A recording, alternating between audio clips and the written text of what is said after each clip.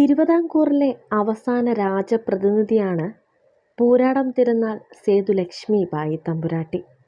1924 മുതൽ 1931 വരെയുള്ള 7 വർഷമാണ് രാജപ്രതിനിധിയായി ഇവർ രാജ്യം ഭരിച്ചത്. തിരുവിതാംകൂറിൽ മൃഗബലി അവസാനിപ്പിച്ചതും ചേർത്തല പൂരപ്പാട്ട് നിരോധിച്ചതും ദേവദാസി സമ്പ്രദായം പൂർണ്ണമായി നിരോധിച്ചതും വൈക്കം ക്ഷേത്രത്തിൻ്റെ കിഴക്കേ നട വഴി ഒഴികെ മറ്റ് 3 നടവഴികളും ദളിതർക്കും കൂടി സഞ്ചാര സ്വാതന്ത്ര്യം അനുവദിച്ചതും 1945 മരുമക്കത്തായത്തിന് പകരം മക്കത്തായം ഏർപ്പെടുത്തുന്ന നായർ റെഗുലേഷൻ നടപ്പിലാക്കിയതും സേതുലക്ഷ്മിബായിയുടെ ഭരണകാലത്തായിരുന്നു.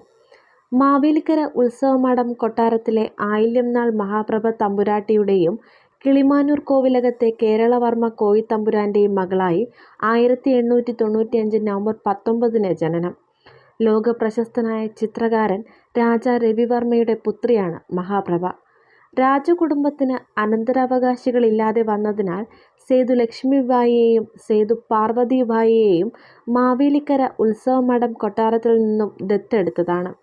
സേതുലക്ഷ്മിബായി തമ്പുരാട്ടി വിവാഹം ചെയ്തത് ഹരിപ്പാട് അനന്തപുരം കൊട്ടാരത്തിലെ രാമവർമ്മ കോയിത്തമ്പുരാനെയാണ്.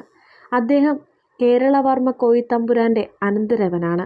ശ്രീ മൂലം തിരുനാൾ രാമവർമ്മയുടെ മരണസമയത്ത് യുവരാജാവായ ശ്രീ ചിത്തിര തിരുനാൾ ബലരാമവർമ്മയ്ക്ക് 12 വയസ്സ് മാത്രമായിരുന്നു പ്രായം. അദ്ദേഹത്തിന് 18 വയസ്സാകുന്നതുവരെ തിരുവിതാംകൂറിൻ്റെ ചുമതല സേതുലക്ഷ്മിബായി രാജപ്രതിനിധി എന്ന നിലയിൽ ഏറ്റെടുത്തു.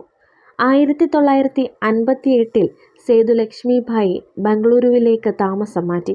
പിന്നീട് ഒരിക്കലും അവർ കേരളത്തിലേക്ക് മടങ്ങി വന്നിട്ടില്ല. 1985 ഫെബ്രുവരി 22 90-ാം വയസ്സിൽ ബംഗളൂരുവിൽ വച്ച് അവർ അന്തരിച്ചു.